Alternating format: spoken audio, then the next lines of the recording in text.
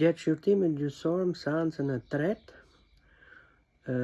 përballa me specialistin e IT-s Bruno Koçi, mori një rëndësi të veçantë. Ai u paraqit në gjykat dhe u përball me një sër pyetjesh. Thelbin e gjës, pra dëmtimin e kamerave të sigurisë, mundohej ti justifikonte si kur kamerat janë 20 minuta mbrapa në kohë. Por ra në një grack pyetjesh të cilat ju përgjigj në mënyrë të gabuar. Ajo çka ishte spektakolare përballja me specialistin e IT-s Bruno Koçi është se deklaroi, pra nxori fare zbuluar dërdareshën zonja Englantire në zëre, po kështu dhe komisariati numër 3 të policisë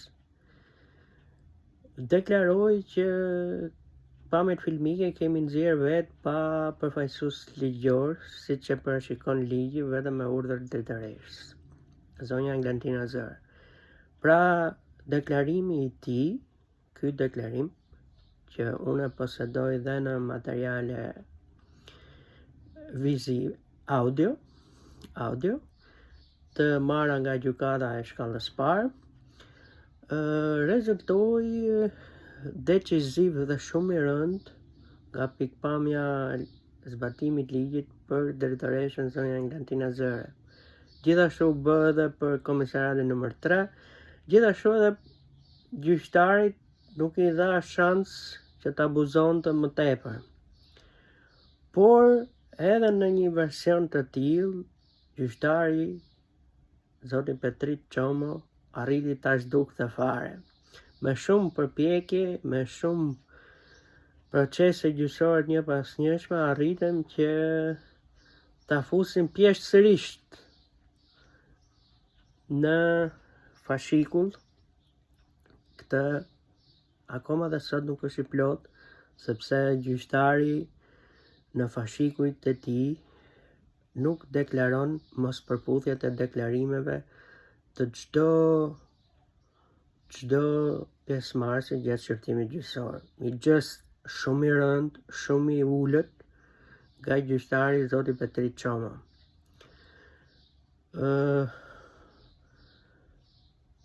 Veprimi i tij është i palishëm edhe duke shkruar dhe me dorën e vet. Ai ka shkruar në vendim, ka nxjerrë një vendim, edhe pse akoma sot nuk ka marrë formën e prerë, ka nxjerrë një vendim ku nuk shkruan të gjeneralitetet e gjithë palëve që kanë marrë pjesë gjatë shqyrtimit gjyqësor. Kjo është një shkelje e rëndë ligjore. Shkelja e dytë ka spostuar me 15 minuta ngjarjen. Nuk ka vepruar kodin penal në kohën ku ka ndodhur ngjarja. Si do ta vërtetoj unë shkakun ose arsyeën pse ka ndodhur si ka ndodhur ngjarja në punë. Pra, veprimet e gjyqtarit zotit Petrit Çomo janë vërtet të dënueshme. Duhet ishin dënuar më kohë, po ka kohë akoma, sepse është në rrugës sipër. Kemi 9 vjet deri tani.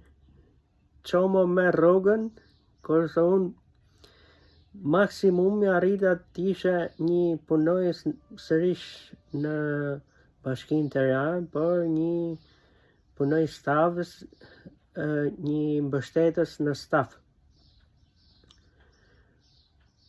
Nuk mipte pozicioni im, kurse gjyqtari Petrit Çomo merrte rrogën doppio, edhe shpërblime, qef, edhe këta budalliqet që bëhë, kështu se edhe këta budalliqet nuk bëhen pa lek.